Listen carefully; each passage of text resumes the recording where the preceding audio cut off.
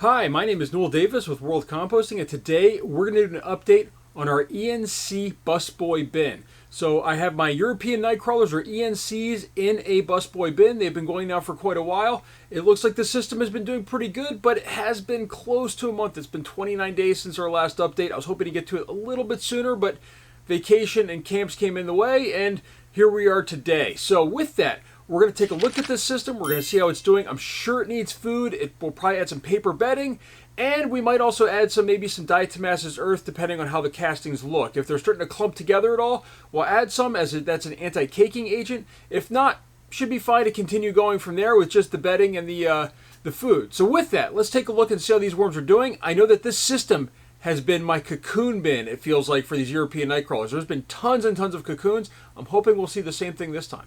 So with that, let's drop down and take a look at this busboy bin. All right, as you can see here, we've got the 6/12 date, and today is 7/11. And with that, we're going to go ahead and take this lid or this bubble wrap off the top and see how this looks inside. So first off, I thought I saw at least one worm on here when I was flipping this over. I don't see any cocoons. There is a worm in between. I can just point to it right here with my pinky finger. Right there. There is a worm over there, a little tiny worm in there. But I'm not seeing any cocoons or anything like that. So we're going to go ahead and put this off to the side. And we'll start taking a look and see how this system is doing. So first off, do we see any cocoons on the top? As I said, this has been the cocoon system. But can't say it will always be that way. Push this down just a little bit. There we go. Just so you can see right here, I'm sure that this line of dry material down here and up here on the top as well, that is from the plastic wrap or the bubble wrap not being over that section, so it's drying up. But you can see it looks really nice in the center section right here.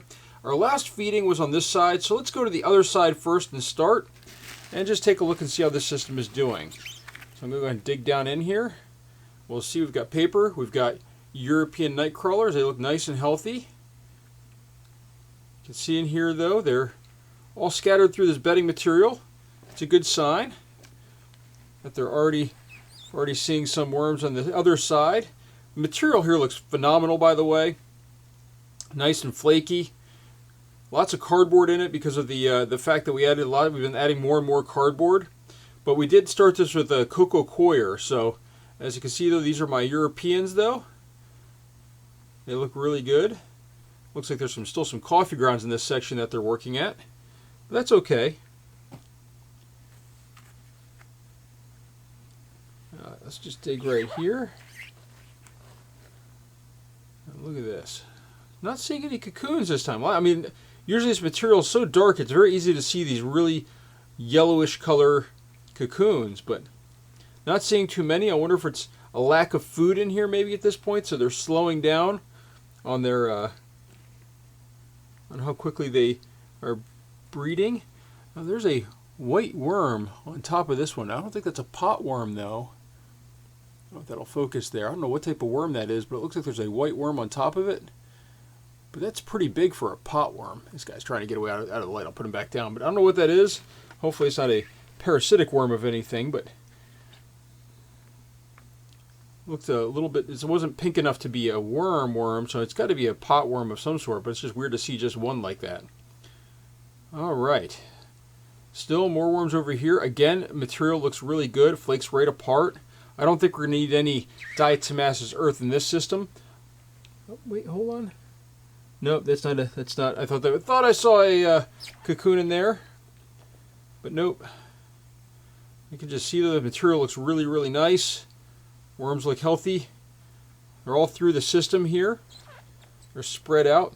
Moisture level looks pretty good, but we're probably going to need to add a little bit of moisture. Okay, this is definitely a cocoon, or what is left of a cocoon. I think that one's already hatched, but that was a cocoon right there.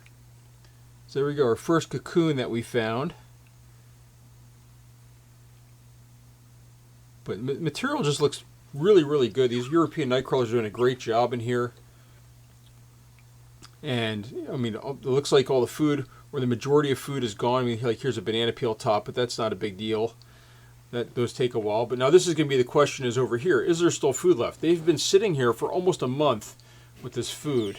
So let's start digging in this corner here. And let's see what's going on. And lots of paper left over here, but that's unsurprising. Lots of worms working at it. Got some smaller worms here, like this one right here. Oops. This little guy right there. That looks like a not quite juvenile worm yet, but that's a good sign to see worms like that in your system. It means that there are more on the way. Again, I'm not seeing, it looks like it's just paper left over here. Not much food. Let's just see one more, at least one more handful over here. Oh, maybe we got a little bit of food right here. Nope, I think it's just paper. So they've gone through all the food. I'm not surprised by this. I know I sounded disappointed. I really shouldn't be. I should be excited that they went through all the food. And they're starting to work through this paper. As you can see here, there's tons of worms in here working through this paper. But with that, we need to add more food to this because there's no food except for the couple coffee grounds we found over there. Actually, I think we'll feed them in the center this time. So we're going to go ahead and dig out some of the center section here. And just as always, I am going to smooth this out a little bit so it doesn't keep falling in. Just kind of raking this around a little bit just to make sure it's nice and loose. But what we're going to do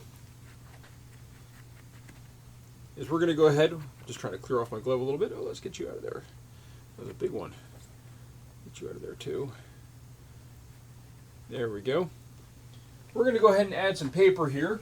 Now this paper is dry. We will add some water to it, or water with our BTI mix or dunks. And if you're looking to purchase dunks, I do have them down below. I've got some links down below that'll take you to a site that has a whole bunch of Amazon links to what you see in these videos. And if you do use those, it costs you nothing, but gives me just a little bit of income from this channel to continue purchasing and making different things. So we've got our bedding in there. Now we need food. So the question is, what type of food do we want to add? And I've got a variety here. So let's see what we've got. We've got some coffee grounds, some broccoli, and actually this coffee grounds wrapper is open. The coffee's falling out of it, which is sort of nice. We've got broccoli. We've got about a quarter of an apple. That's what happens when they are bad in the bag.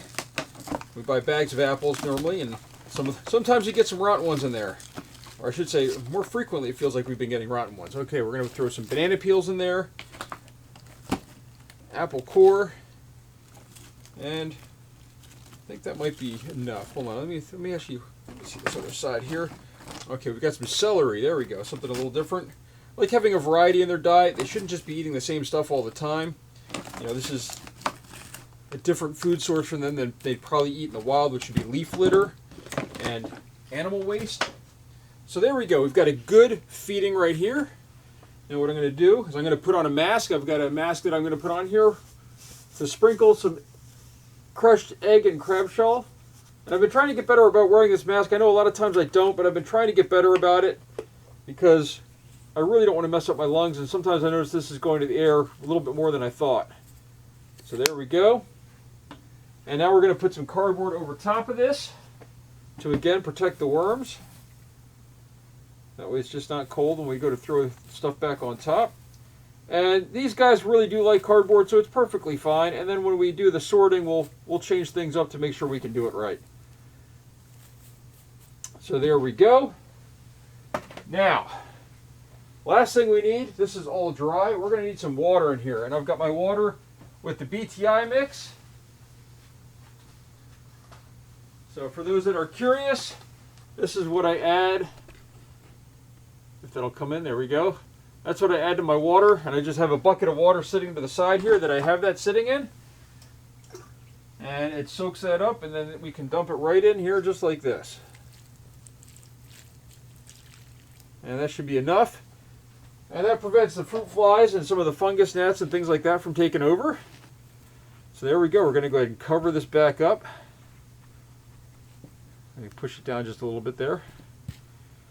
Make sure we cover this up nice and well. This is going to sink down in the center section, so you kind of want this to be a little bit high because it's going to sink down once this starts to be consumed by the worms and it starts to soften.